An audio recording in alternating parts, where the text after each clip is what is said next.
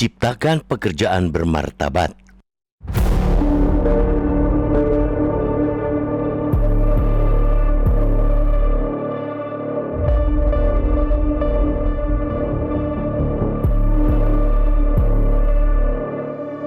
Angkatan kerja yang tidak terserap oleh pasar kerja menjadi pengangguran, yaitu sebanyak 7,22 juta orang atau turun sekitar 24.000 orang dibandingkan bulan Februari tahun 2026.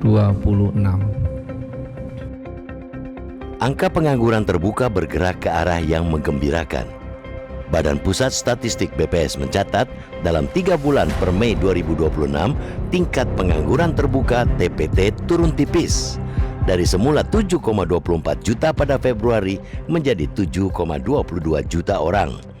Akan tetapi, jangan terburu-buru menabuh genderang kemenangan.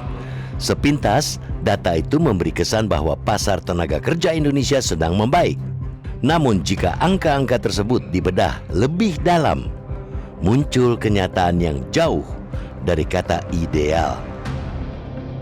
Proporsi pekerja informal masih mendominasi hingga 59,30%, sedangkan pekerja formal hanya 40,70%. Bahkan, jumlah pekerja informal meningkat dari 87,74 juta orang pada Februari menjadi 87,88 juta orang pada Mei. Artinya, sebagian besar masyarakat memang bekerja, akan tetapi mayoritas dari mereka bekerja di sektor yang rentan, berpenghasilan rendah, tanpa kepastian karir, dan minim perlindungan sosial. Mereka menjadi pedagang kaki lima, pengemudi berbasis aplikasi, buruh harian, pekerja keluarga, hingga pelaku usaha mikro yang setiap hari bergulat dengan ketidakpastian pendapatan. Mereka tidak menganggur, tetapi juga belum menikmati pekerjaan yang layak. Data BPS menunjukkan rata-rata upah buruh pada Mei 2026 sebesar 3,39 juta rupiah. Sementara itu, rata-rata kebutuhan hidup layak KHL 2025 menurut data Kementerian Ketenagakerjaan mencapai 4,3 juta rupiah per bulan. Kondisi tersebut menjadi ironis ketika ekonomi Indonesia masih tumbuh cukup impresif sebesar 5,29% pada semester 1 2026.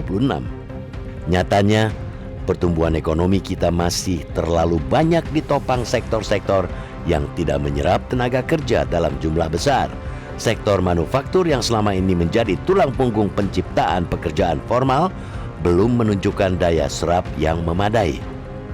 Ekonomi bertumbuh, investasi meningkat, tetapi kesempatan kerja formal tidak bergerak secepat laju pertumbuhan tersebut. Akibatnya, sebagian masyarakat, termasuk para korban PHK, hanya berpindah dari status penganggur menjadi pekerja informal yang hidup dalam kerentanan. Konstitusi telah memberikan arah yang sangat jelas. Pasal 27 ayat 2 Undang-Undang Negara Republik Indonesia tahun 1945 menegaskan bahwa tiap-tiap warga negara berhak atas pekerjaan dan penghidupan yang layak bagi kemanusiaan. Frasa penghidupan yang layak tidak dapat dimaknai sekadar memiliki pekerjaan apapun.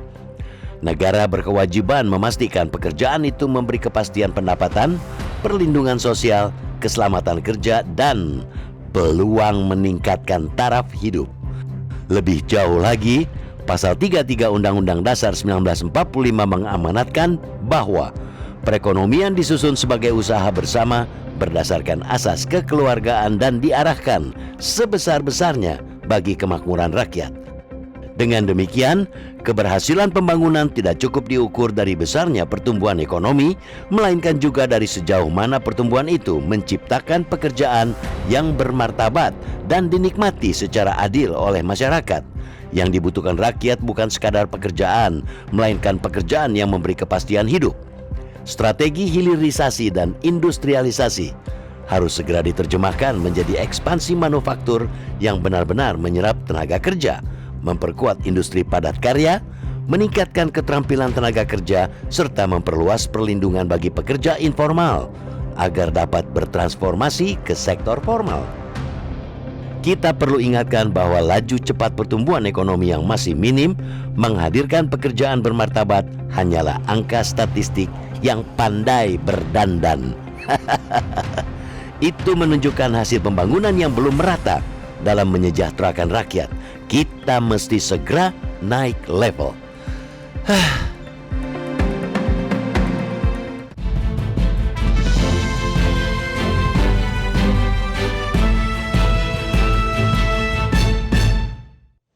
Di bagian berikut Anda turut bisa menyatakan pendapat Anda pemirsa. Jangan kemana-mana, tetaplah bersama kami.